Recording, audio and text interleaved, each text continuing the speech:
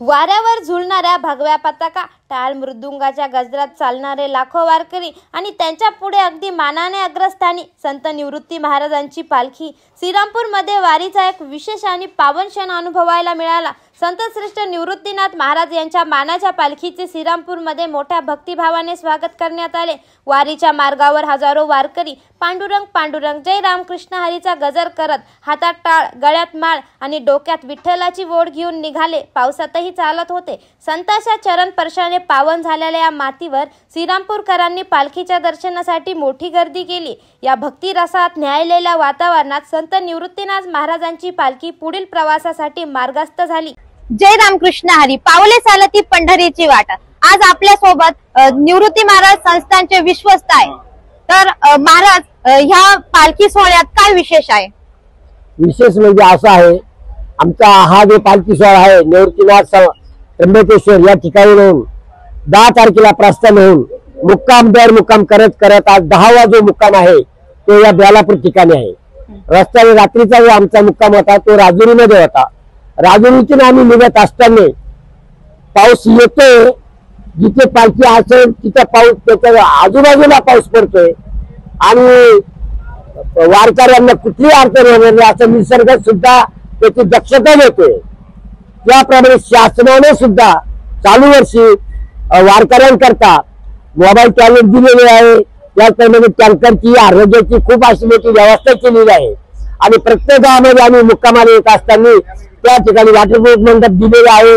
भाविकांची कुठल्याही प्रकारची अडचण होत नाही.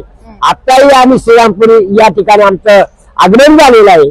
तर इथं आगमन होत असताना श्रीरामकरा मध्ये सर्वच ग्रामस्थांनी, तिथील भाविकांनी प्रत्येक वारकऱ्याला कशा चांगल्या पद्धतीने जेवणाची व्यवस्था करता येईल, कशा पद्धतीने त्यांची म्हणजे कुठल्याही प्रकारची अडचण निर्माण होणार नाही याची भयंकर दक्षता घेतलेली आहे.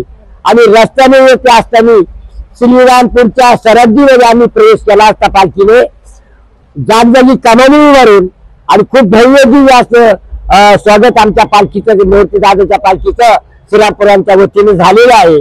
आणि मी खरोखर आमच्या निवृत्तीनाथ समाधी संस्थांच्या वतीनं, सर्व अध्यक्ष, सचिव आणि विश्वासांच्या वतीनं मी श्रीरामपूरकरांचं खूप खूप अभिनंदन करतो. त्यांना अशीच सेवा करण्याची संधी मिळो, त्यांना दीर्घायुष्य लाभो आणि सुख आणि समृद्धी प्राप्त हो अशी मी शासनाने जी मदत जाहीर केली 20,000 रुपये प्रतिदिंडी, ती आपल्यापर्यंत पोहोचली का? शासनाने जी 20,000 रुपये मदत जाहीर केली आहे त्याच्यात ज्या दिंडी प्रमुखांनी आमच्याकडे आधार कार्ड, बँकेच्या पासबुकची झेरॉक्स दिलेली आहे, त्या दिंडीवाल्यांना ते त्यांच्या खात्यामध्ये 23,000 रुपये पडलेले आहे. पण ज्यांनी आमच्याकडे अजून आधार कार्ड झेरॉक्स आणि पासबुकची झेरॉक्स दिलेली त्यांचे पैसे अजून काही त्यांच्या खात्यात पडलेले नाही. म्हणजे प्रोसिजर पूर्ण झाल्यानंतर ते पैसे त्यांच्या खात्यामध्ये मिळतील. आणि इतर वर्षीपेक्षा शासनाने इतक्या सुख सुविधा आता ह्या दिंडीसाठी मंजूर केल्या आहेत, त्या पूर्णपणे त्याचा वापर होत आहे का आणि पूर्ण लोकांना त्याचा फायदा मिळतोय का? चालू वर्षाची परिस्थिती जर बघता त्र्यंबकेश्वर पासून तर पंढरपूर पर्यंत, तर आता आम्ही श्रीरामपूरमध्ये आलेलो आहे. आमचा हा 10वा मुक्काम आहे. 10ही ठिकाणी आम्ही येत असताना म्हणते खंबाळे असेल, पळसा असेल, सातपुरा असेल, त्याच्यानंतर बेलापूर असेल, पारेगाव असेल, प्रत्येक ठिकाणी जे 3-3 लाख रुपये शासनाने दिलेले आहे मुक्कामाच्या ठिकाणी, तिथल्या ग्रामस्थांनी, प्रशासनाने अतिशय दक्षतेने लक्ष ठेवून त्या ठिकाणी लोकांची वारकऱ्यांची गैरसोय होऊ नये म्हणून वॉटरप्रूफ मंडप दिलेला आहे. मोबाईल टॉयलेटची व्यवस्था खूप छान पद्धतीने केलेली आहे. त्याचप्रमाणे आरोग्य सुविधा छान प्रकारे दिलेली आहे. कुठेही काही कमतरता दिसून आलेली नाही आणि निर्विघ्नपणे अशा पद्धतीने त्यामुळे या पालखीचा प्रस्थान चालू आहे. बरोबर, आपल्या सोबत चैतन्य महाराज पण आहेत. तर महाराज, या वर्षी मेघराजाने पण लवकर आगमन केलं आपल्या राज्यामध्ये आणि आपला वारकरी संप्रदाय जास्तीत जास्त शेतकरी असतो. तर ह्या वर्षी कशा प्रकारे, किती वारकरी आपल्या दिंडीमध्ये सहभागी झाले आहेत? विश्वाचा तो गुरु स्वामी निवृत्तीनाथ 10 तारखेला प्रस्थान झालं. पहिल्याच दिवशी प्रस्थानच्या दिवशी 50,000 वारकरी प्रस्थानासाठी त्र्यंबकेश्वर या ठिकाणी उपस्थित होते.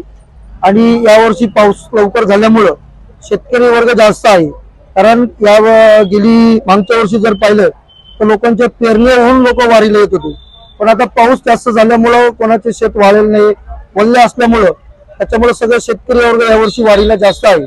आज 10वा दिवस आहे. 8-10 दिवस काही पाऊस नव्हता, पण देवाने एक कृपा केली, सर्व जेवण वगैरे व्हायचे मग पाऊस पडायचा. म्हणजे वारकरी पूर्णपणे दिवसभर चालून जेवण करून संध्याकाळी झोपलं का मग पावसाची सुरुवात व्हायची. ही खरोखर देवाची लीलाच म्हणावं लागेल.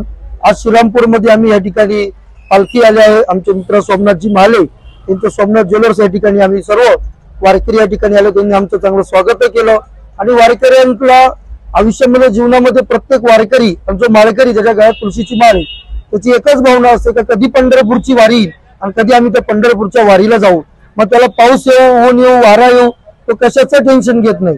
त्याला वारी करायची म्हणल्यानंतर किती दुःख असो. असे काही वारकरी आहे ते कधीच व्यवस्था पाहत नाही, अवस्था पाहत असतात. असे वारकरी या ठिकाणी वारीमध्ये पायी चालतायत. बघितलं जर तुम्ही आता काही वारकरी पाऊस पडतो तरी ते पावसाचा विचार करत नाही, त्यांना असं वाटतच नाही पाऊस पडतो, ते आनंद घेत आहे. कारण आयुष्याचं सुख फक्त वारीमध्ये आहे. जगाच्या पाठीवर तुम्ही देश फिरा, परदेश फिरा, पण जगाचं खरं सुख आमच्या पंढरपूरच्या वारीमध्ये आहे. आणि त्याच्याहून पेक्षा आमच्या सद्गुरू निवृत्तीनाथांच्या वारीमध्ये चालणारं सुख हे खूप महत्वाचं आहे. आम्ही सगळे गेली 11-12 वर्षापासून मी वारी निवृत्तीनाथांची करत असतो.